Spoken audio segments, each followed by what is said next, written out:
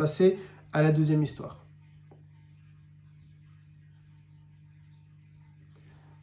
Donc, du coup, puisqu'il n'y a pas, on peut passer à la deuxième. La deuxième histoire, c'est celle de Abdallah ibn Amr ibn al-As.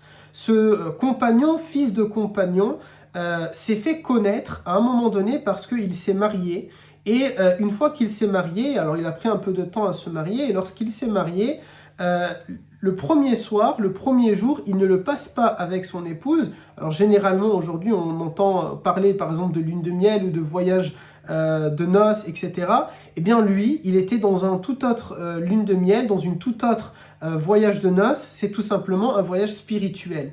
Il se marie et il décide de passer toute la nuit en prière parce qu'il a l'habitude, il est resté un certain temps à faire cela dans sa vie. Et pour lui, le fait de se marier, ça ne doit pas changer. Et donc, il va passer sa nuit en prière. La première, la deuxième, la troisième nuit en prière. Et le beau-père de la jeune fille, c'est-à-dire le grand Amr ibn al-As, vous savez, ce grand compagnon qui a fait rentrer l'islam en Égypte, eh bien, il va questionner sa belle-fille en lui demandant comment te traite mon fils. Est-ce que mon fils est sérieux avec toi ou pas? Et là, elle va se plaindre. Elle va dire, écoute, depuis que je suis mariée avec lui, il me délaisse.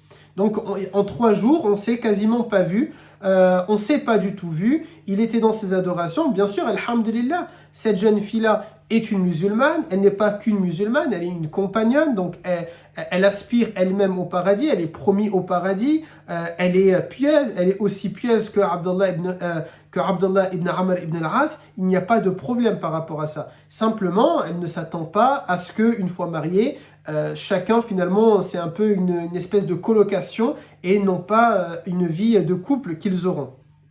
Et Amr ibn al-As est en colère, il n'accepte pas la situation pour sa belle-fille, que islamiquement elle devient sa fille, et donc il n'accepte pas ça pour elle, et il prend son fils Abdallah et il va voir le prophète alayhi salatu salam pour se plaindre de son fils et dire « Ya Rasulallah, regarde ce que mon fils fait avec cette jeune fille-là ».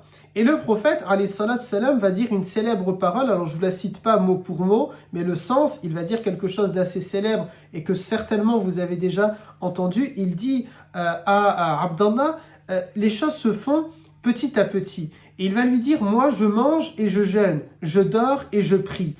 Et il va lui donner plusieurs exemples dans ce sens-là. Tous ces exemples-là, toutes ces paroles-là que le prophète alayhi salatu salam dit à Abdallah, elles vont dans un sens. Le fait de ne pas faire d'excès. Et cela me rappelle cet épisode, ce moment où le prophète alayhi salatu salam va rentrer chez lui, chez Sayyida Aïcha radiallahu anha. Elle était avec une amie, alors l'amie, elle se lève et elle s'en va. Peut-être certaines sœurs, lorsqu'elles sont invitées, font de même, ou certains frères font de même.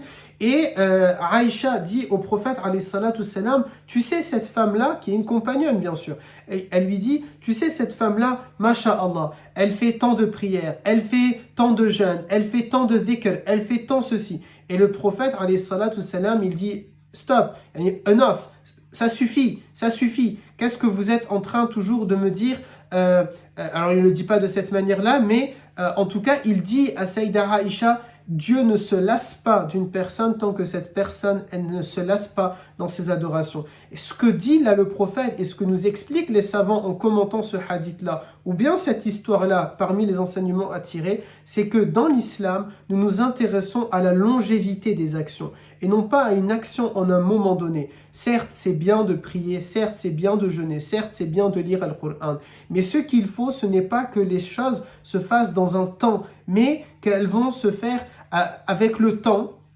pendant longtemps, elles vont s'inscrire dans la durée. Car c'est facile de faire un sprint, mais c'est beaucoup plus difficile de tenir un marathon. C'est très facile de partir à la salle de sport et de se donner à fond pendant 2-3 heures. C'est très facile de tenir pendant 1 heure de match, pendant 1 heure de foot. Tout ça, c'est très simple. Mais est-ce qu'on va tenir pendant très longtemps? Est-ce qu'on va tenir sur la durée? Et l'islam s'intéresse à la durée. Et c'est ce que le prophète alayhi salatu salam essaye d'expliquer à Abdallah. C'est ce que le prophète alayhi salatu salam a tenté d'expliquer à Sayyida Aïcha radiallahu anha. Faites les choses de manière mesurée. N'entrez pas dans un excès, Mais en même temps, aussi lorsque vous faites quelque chose, essayez de le faire avec le temps. Cette histoire, elle nous montre à quelques jours de Ramadan que nous allons avoir un rythme d'adoration très élevé pendant le Ramadan, et c'est très bien, et bien sûr qu'il faut le faire, mais il faut aussi nous dire, ok, parmi ces 5, 6, 7, peut-être 10 éléments que je vais rajouter dans ma vie pendant un mois, par exemple Tarawih, par exemple la lecture de Coran, par exemple l'abstinence devant tel ou tel péché, par exemple le fait de manger sainement ou de manger moins, par exemple de faire beaucoup plus de dhikr, par exemple de faire la prière de tahajjud, par exemple de rattraper des prières, tous ces éléments-là, que je vais avoir la fougue, l'envie, la fougue du converti, on dit parfois,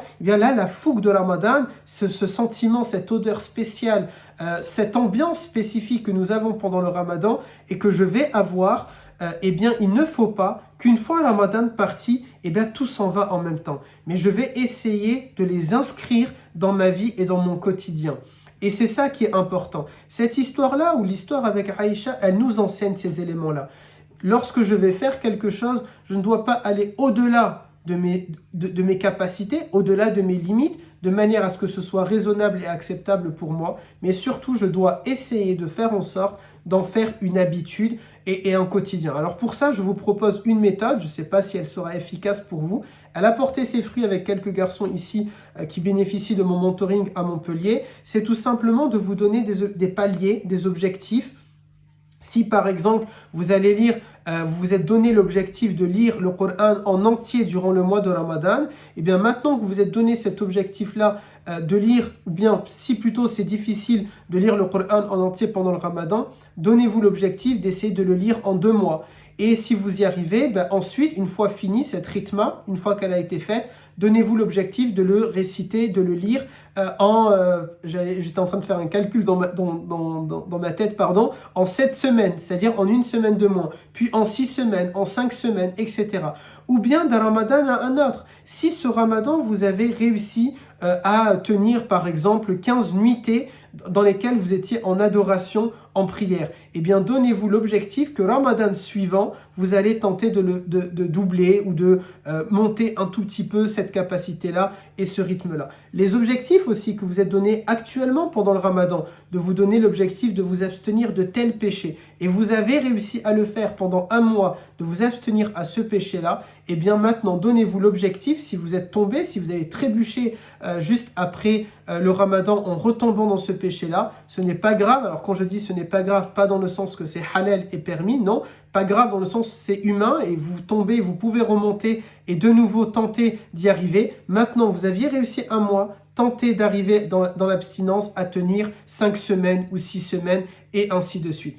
L'histoire de Abdullah ibn Amr ibn al-As et l'histoire de Saïda Aïcha radiallahu anha avec son ami doivent nous enseigner cela, d'avancer à petits pas. L'essentiel dans un chemin de 1000 pas, ce n'est pas de sauter des pas, ce n'est pas d'avancer de 10 pas en 10 pas. L'essentiel, c'est que nous soyons en mouvement, constamment en train d'avancer. C'est ça qui est important et essentiel. Voilà pour cette histoire-là. Alors, c'est que des petites histoires, hein, bien sûr, puisqu'on est limité également dans le temps, mais en tirant quelques enseignements.